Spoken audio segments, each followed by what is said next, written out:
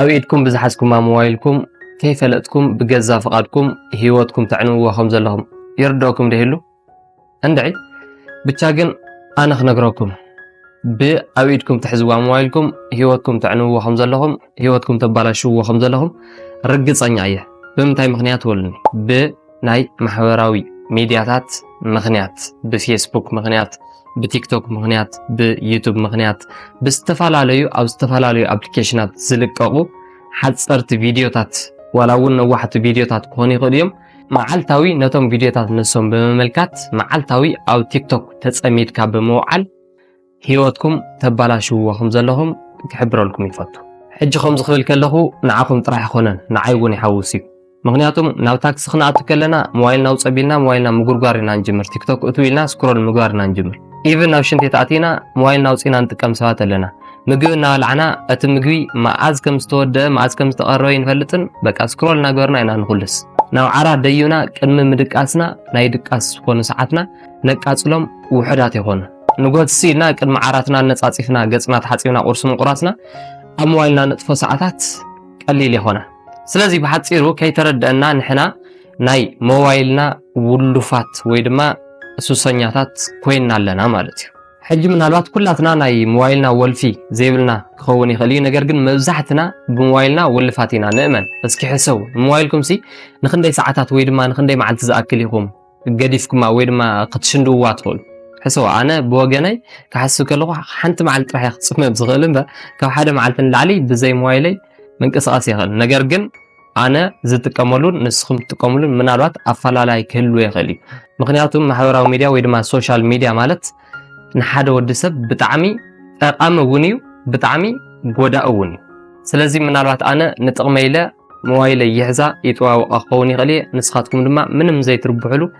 تتواو أوا كتكون تخوليهم مالتي صونا إذا حساب طرنفة بلا قلصلكم كلغو منالوات نسخاتكم نعاكم بزي طقمكم نعاكم بزغودكم بزي ربح أب سوشيال ميديا ويدما أفتم محاورة ميدياتات أو تيك توك أو يوتيوب كيزيهم تقاصلوا وكيتهلو كيتردأكم هيوتكم تعنوا وكيتهلو لو عندي كان كحكم إيامتي أزمالت محاورة ميديا متقام كميغيرنا نقنس ويدما كميغيرنا نالتقمنا نوع لزول حدا أربعة زغور نجرات كنجركم سناي مكتال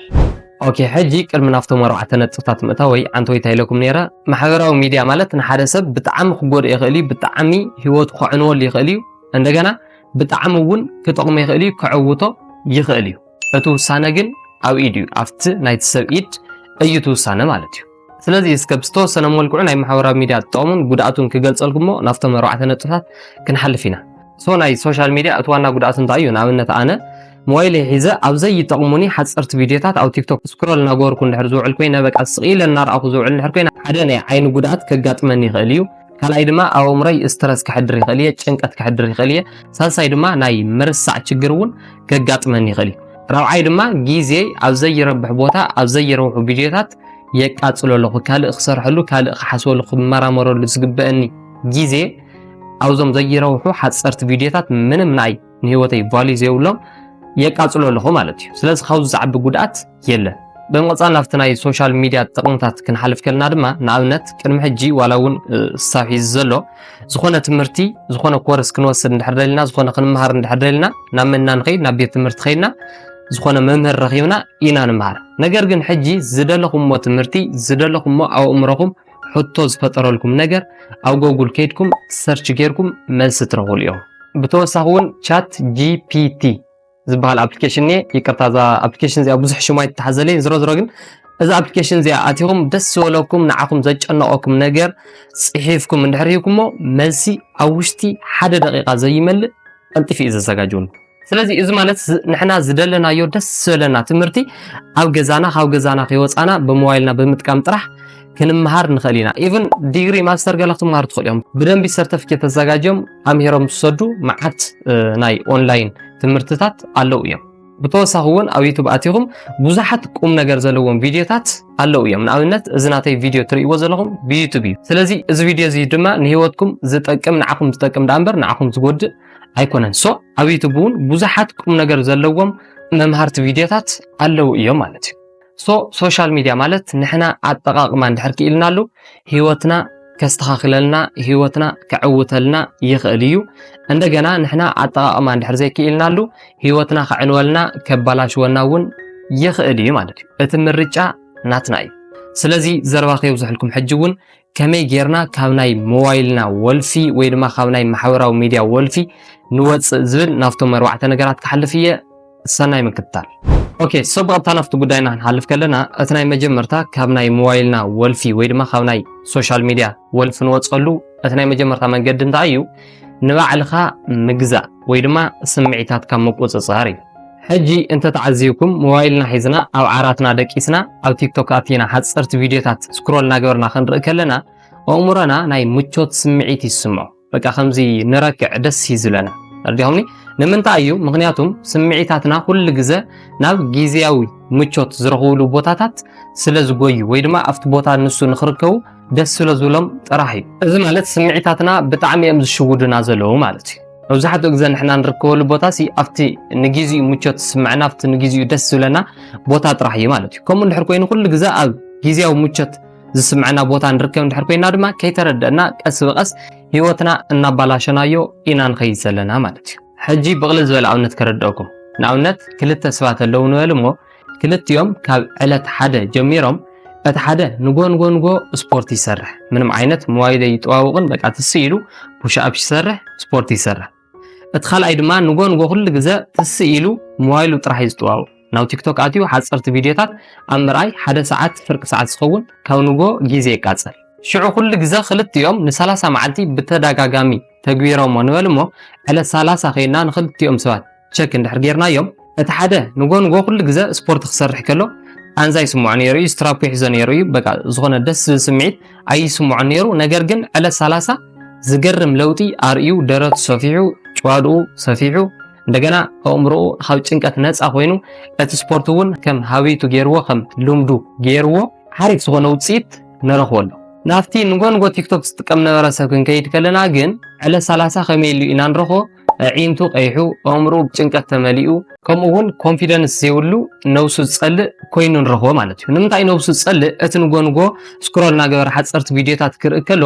አፍቲ ቪዲዮ ዝመፁ ሰባት በቃ ብቑዓት ኮይኖም እዮም ዝመፁ ዘኒጦም መኪና ሒዞም በቃ ደስ ላይፍ ከም ዘለዎም ኮይኖም እዮም ዘርእዩ ስለዚ ንስኻ ኩሉ ግዜ ስክሮል ናገበርካ ቪድዮታት ክትርኢ ከለኻ ህይወትካ ምስትናቶም ህይወት ምንፅፃር ኢኻ ትጅምር ሽዑ ህይወትካ ዘለቶ ኩነታት ትዝ ይብለካ እሞ ምምራር ይጅምር ንባዕሉ ምፅላእ ይጅምር በቃ ምስ ባዕሉ ምባኣስ ይጅምር ማለት እዩ ስለዚ በሓፂሩ ታይክለኩም ደልየ ስምዒታትና ናብ ጊዜያዊ ሙቾት ዝረኽብሉ ቦታታት እዮም ዝጎዩ ናፍቲ ቦታ ንሱ እዮም ዝወስዱና ስለዚ ንሕና ግን ስምዒታትና ኮንትሮል ምግባር እንድሕር ከኢልና ንባዕልና ምግዛእ እንድሕር ከኢልና እቲ ዝደለናዮ ጥራሕ ካብ ማሕበራዊ ሚድያ ንረክብ ኢና ሕጂ ኣብዚ ታይልኩም ተሓትቱ ትኽእሉ ኢኹም ምናልባት እሺ ኣነ ብኸመየ ስምዒታተይ ክቋፃፀሮም ዝኽእል ኢልኩም ተሓትቱ ትኽእሉ ኢኹም ከምቲ ሳይነስ ዝብሎ እንድሕር ኮይኑ ን21 መዓልቲ ብዲሲፕሊን ወይ ድማ ብትዕግስቲ ኢኹም ስምዒታትኩም ምቁፅፃር ትኽእሉ እዚ ማለት እዩ ንጎንጎ ትስኢልካ ሞባይልካ ናይ ምጥዋቕ ልምዲ እንድሕር ሃሊካ ንጎንጎ ትስኢልካ ስፖርቲ مسرح ክትጅምር ኣለካ ዝኾነ ይኹን ነገር ክትገድፎ እንድሕር ደሊኻ ብዝኾነ ነገር ክትትክኦ ኣለካ እዚ ግን ብትዕግስቲ በቃ ብምፅማም ይኾን ዝኽእል ምንም ትገብር ኣይትኽእል በቃ ዲስፕሊን ክልወካ ኣለዎ ክሳብ መዓዝ እዩ እቲ ዝተከኣኻዮ ነገር ልምድኻ ክሳብ ዝኸውን ማለት እዩ ሶ እታ ቀዳሚት ነጥቢ እንታይ ትኾነላ ንሕና ናይ ስምዒታትና ተገዛእቲ ዘይኮንና ክንከውን ዘለና ስምዒታትና እዮም ናትና ተገዛእቲ ክኾኑ ዘለዎም ብሓፂሩ ስምዒታትና ክንቋፃፀር ኣለና ማለት እዩ ኦኬ ናፍቲ ካልኣይ ነጥቢ ክንሓልፍ ከለና ድማ ትጥቀሞ ፕላትፎርም ምምራፅ እዩ ወይ ድማ ትጥቀሞ ኣፕሊኬሽን ምምራፅ እዩ ሕጂ ኣብ ሞባይልካ ዩቱብ ቲክቶክ ኢንስታግራም ፌስቡክ ቴሌግራም ኢሞ መዓት ኣፕሊኬሽናት እዮም ዘለዉ ስለዚ እቲ በብዛሓ ጥቕሚ ዘይትረኽበሉ በብዛሓ ዘይረብሕ ቪድዮታት ትረኽበሉ ኣፕሊኬሽን ጨክነ ቢልካ ደልቶ ኣነ ኢንስታል ጎሮ ዋላ ሓንቲ ይጠቕመካ ሽዑ እዞም ኣፕሊኬሽናት እዚኦም ኣብ ሞባይለይ እንድሕር ፀኒሖም ትምህርቲ ክረኽበሎም ይኽእል እየ ኢልካ ተኣምነሎም ኣፕሊኬሽናት ጥራሕ እዮም ኣብ ሞባይልካ ክቕመጡ ዘለዎም ማለት እዩ ከምኡውን ብተወሳኺ ሞባይልካ ሒዝካ ዳታ ክኽፍት ምስ ኣበልካ ዝመፁ ኖቲፊኬሽናት ኣለዉ ዲል ናበሉ ዝመፁ ኖቲፊኬሽናት ኣለዉ ስለዚ እቶም ኖቲፊኬሽናት ምናልባት ንኽትነኽቦም ክዕድሙኻ ስለዝኽእሉ ነቶም ኖቲፊኬሽናት ምዕፃው ትኽእል ኢኻ ንኣብነት ናይ ቲክቶክ ኖቲፊኬሽን ክትዓፁ እንድሕር ደሊኻ እንታይ ኢኻ ትገብር ነታ ቲክቶክ ፅቕ ተብላሞ ሽዑ ኣፒ ኢንፎ ዝኒኤ ኣፒ ኢንፎ ተኣቱ ኖቲፊኬሽንስ ዝኒኤ ብላዕሊ ክሊክ ትገብሮ ንኣታይ ትገብርዋ ኦፍ ትገብርዋ ማለት እዩ ሽዑ ቲክቶክ ባዕልኩም ተች ጌርኩም ክሳብ ዘይኣተኩም ማድረስ ናታ ኖቲፊኬሽን ምንም ይመጽኩም ናይ ሞባይልኩም ማለት እዩ ኦኬ ናፍቲ ሳልሳይ ነጥብ ክንሓልፍ ከለና ድማ ሞባይልካ ክትጥቀመሎም ዘይብልካ ሰዓታት ፈሊኻ ምቕማጥ እዩ ሕጂ ንኣብነት ሞባይልና ፈጺምና ክንጥቀመሎም ዘይብልና ሰዓታት ክነግረኩም እቲ ናይ መጀመርታ ንጎ ካብ ድቃስካ ብድግ ኢልካ ሞባይልካ ከፊትካ ቲክቶክ ወይ ድማ ዝተፈላለዩ ሓጸርቲ ቪድዮታት ክትርኢ የብልካ ምክንያቱም ዓይንኻ ኣጣዓዩ ዘይነቕሕ ስለ ዘሎ እንደገና ብርሃን ተወሲኽዎ ናይ ዓይን ሓደጋ ከጋጥመካ ይኽእል እዩ ካልኣይ ድማ ምግቢ እናበልዓኻ ፈጺምካ ሞባይልካ ክትዋውቕ የብልካን ምክንያቱም ምግቢ እዩ ዝዓቢ ካብኡ ሓሊፉ እውን ካልኦት ሳዕቤናት እውን ከስዕበልካ ይኽእል እዩ ማለት እዩ ሳልሳይ ድማ ምሸት ኣብ ናይ ድቃስካ ሰዓት ፈጺምካ ሞባይልካ ክትዋውቕ የብልካን ምክንያቱም ናይ ድቃስ ሰዓትካ ይሻመየካ ኣሎ ማለት እዩ ራብዓይ ድማ ኣብ ሽንቴት ኣቲኻ ፈጺምካ ሞባይል ክትጥቀም የብልካን ምክንያቱም ኣብ ሽንቴት ኣቲኻ ቲክቶክ ከፊትካ ትጥቀም እንድሕር ሃሊኻ ከይተረድእካ ብዙሕ ደቂቕ ስለተቃጽል ኣብ ሽንቴት ኮፍ ኢልካ ንብዙሕ ደቂቓ ጸኒሕኻ ማለት ድማ